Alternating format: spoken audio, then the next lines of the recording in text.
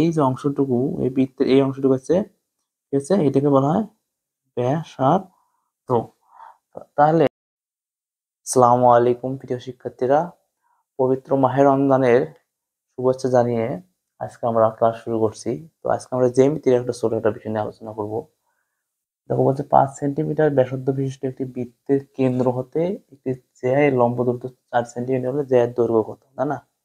আমরা একটা বৃত্ত অঙ্কন করি, এটা হচ্ছে বৃত্ত। আমরা কিন্তু জানি যে বৃত্তের জ্যা হচ্ছে যদি কেন্দ্রের নিচ দিয়ে থাকে না, এটা যদি জ্যা হয়, তো বলছি এই যে জ্যা এর একটা হচ্ছে ব্যাসার্ধ আছে কত, এই বৃত্তের ব্যাসার্ধ হচ্ছে 5 সেন্টিমিটার। আচ্ছা, আমরা ব্যাস আমরা জানি এটা যদি বৃত্ত হয়, কেন্দ্র দিয়ে যদি তাহলে হচ্ছে ব্যাস, আর ব্যাসের অর্ধেক হচ্ছে ব্যাসার্ধ।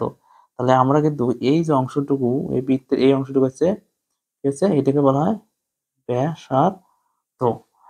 তাহলে এটা যদি জ্যা হয় আর এই অংশটুকু যদি ব্যাসার্ধ হয়, তাহলে আমরা এইটুকু এইভাবে দিতে পারি, এটা হচ্ছে ব্যাসার্ধ।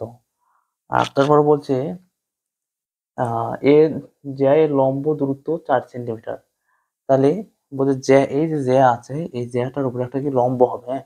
তো লম্বটা হচ্ছে, এটা হচ্ছে লম্ব। তো আমরা যদি এটাকে এ ধরি, এটাকে বি ধরি, এটাকে সি ধরি, ডি, হ্যাঁ?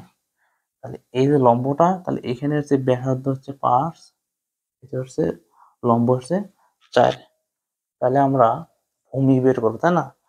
তো আমরা কিন্তু সমকোণী ত্রিভুজে পিথাগোরাসের উপপাদ্য পড়ছিলাম যে অতিভুজ স্কয়ার সমান সমান লম্ব স্কয়ার প্লাস ভূমি স্কয়ার। তো এখানে কিন্তু একটা কি সমকোণ উৎপন্ন করেছে। তাহলে আমরা জানি অতিভুজ স্কয়ার সমান সমান লম্ব স্কয়ার প্লাস ভূমি স্কয়ার। এখানে দেখো এটা কিন্তু যদি এটা যদি সমকোণ উৎপন্ন করে থাকে, তাহলে এটা আমার হচ্ছে ভূমি, এটা হচ্ছে লম্বের হচ্ছে অতিভুজ। তাহলে হচ্ছে আমরা বলতে পারি 5 স্কয়ার সমান সমান আর লম্ব হচ্ছে 4 স্কয়ার প্লাস ভূমি স্কয়ার। তাহলে ভূমি এখানে কত বিসি, তাহলে বিসি স্কয়ার সমান আমরা বলতে পারি, তাহলে 5 কে বর্গ করলে 25, তাহলে 25 এই যে 16 আসলে ওটা পার করে দিলে মাইনাস 4 এর উপর স্কয়ার থেকে বর্গ করলে 16 হয়, তাহলে মাইনাস হবে পার করে দিলে। তাহলে বিসি সমান সমান এই যে স্কয়ারটা আছে এটা পার করলে দিতে হবে রুট হবে, তাই না? 16 থেকে যদি 25 থেকে 16 বাদ গেলে 9, আর 9 কে যদি আমরা বর্গমূল করি তাহলে হচ্ছে 3। তাহলে আমাদের এই যে অংশটুকু, এটা হচ্ছে যদি এই অংশটুকু এখানে বলছে জ্যা এর দৈর্ঘ্য কত, জ্যা কিন্তু আমাদের বি থেকে ডি অংশ, এই অংশটা হচ্ছে জ্যা।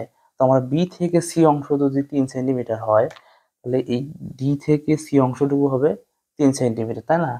কারণ এই ডি থেকে সি এর দূরত্ব যতটুকু, সি থেকে বি এর দূরত্ব ততটুকু।